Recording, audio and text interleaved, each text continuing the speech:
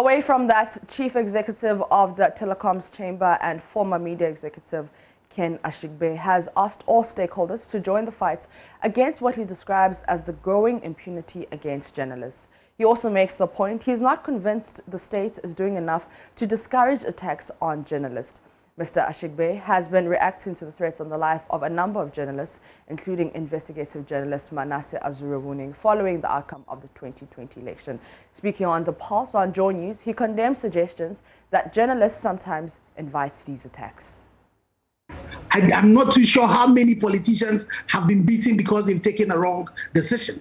I'm not too sure how many doctors have been beaten because surgery has gone wrong. I'm not too sure how many lawyers have been attacked because they've lost cases in court. So I've always had this position that when we start discussing the safety of journalists, and then we start hearing the issue of responsibility, it is like justifying the reasons why people should be attacked. And if you look in our situation in Ghana, most of the journalists who have been attacked, from the four of you who have been threatened, from Manasseh, from Efiapokua, tell me how many of these were doing irresponsible journalism?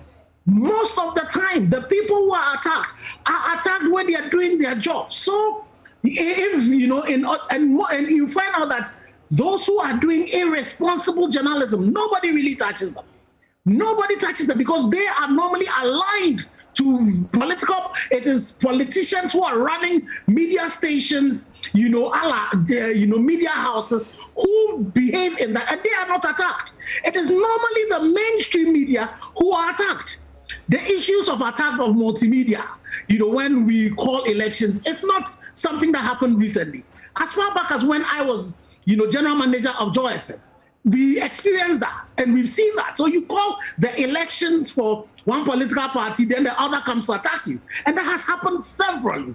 And so it is important that we stop this thing of saying that, responsibility and safety are the same side of court. It's completely wrong.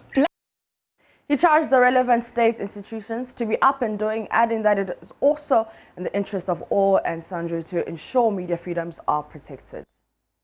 It is inexplicable that currently, as we speak, Latif's case, the police have not been able to tell us who were involved in that. When you go back and you look again into the literature, the police are also one of the people who are involved in the attack of the media.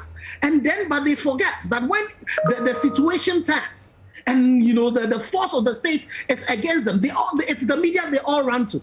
Not only should they take them seriously, but even the way they report back to us. If you take the issue of Ahmed Swale, yes, we know that some of these investigations can take a while. But you ask yourself, when was the last time that we got any reportage, any update from the police that this is work that they're doing and this is how it's going? It's important that the police and the state apparatus take the attacks on journalists and the media very, very seriously, and then they should be seen of being able to support. But in saying so ourselves, we as journalists as well, we also need to take the defense and the advocacy of ourselves a bit more seriously. Most of the time, we advocate for others. When issues of others come, we follow them. But when it comes to ourselves, we do not. And I think it is important that journalists, for this particular time, we make sure that all the cases that are out there, on a constant basis, we are going back to the police and asking them what is the state of this, so that we can report back to Ghanaians, and then we can also be able to support them. And then also for me, another pain I have, and that's where I dug my heart up for multimedia, is the fact that when these things happen, I've heard that you have written to the police CID reporting about that. But I'm not too sure that I have seen any formal complaint from the Despite group about the challenge involving Efiapokua. And it's important for all publishers that we need to realize that it is on the sweat and the blood of these journalists that we earn our living. The Media Foundation for West Africa is also demanding swift investigations into the threats on the lives of some media practitioners. In an interview on Joy Prime, Executive Director of the MFWA, Suleiman Brahim, said the lack of action against persons who threaten journalists for doing their work seems to be breeding impunity. Well, in this particular instance, it calls for swift investigation, and I know Manasseh has reported the matter to the police, and we can only expect that the police would do a very thorough investigation and bring the perpetrator to book. It's important that we go beyond what is happening to Manasseh, to others who have also raised complaints of intimidation, complaints of threats, and I've learned about Efia Pokria raising a similar concern. I've read about Abdulhai Mumin of GDC also making a similar report.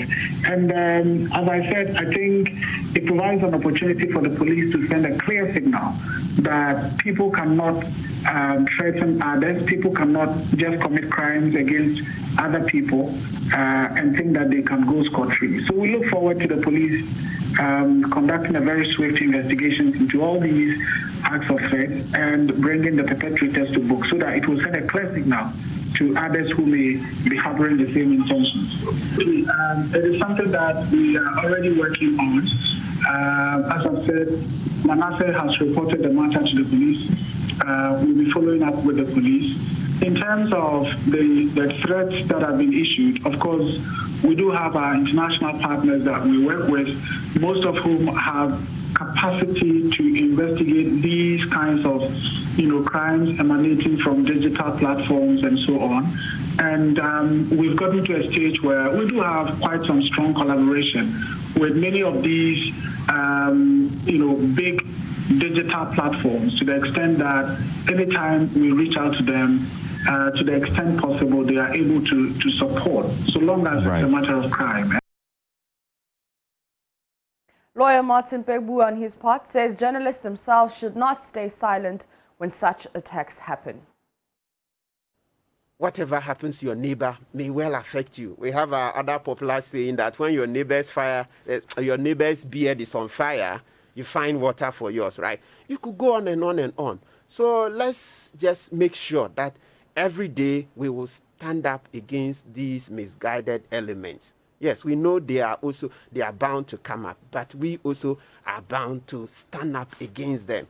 And of course, I want to bring in the constitutional provision here so that we reflect on saying, the point is that you guys as media, you don't have an option, because the Constitution says that you shall uphold the accountability, you see, of the government. It's not an option. It's in Article 162. 162 Clause 5. And I'll read.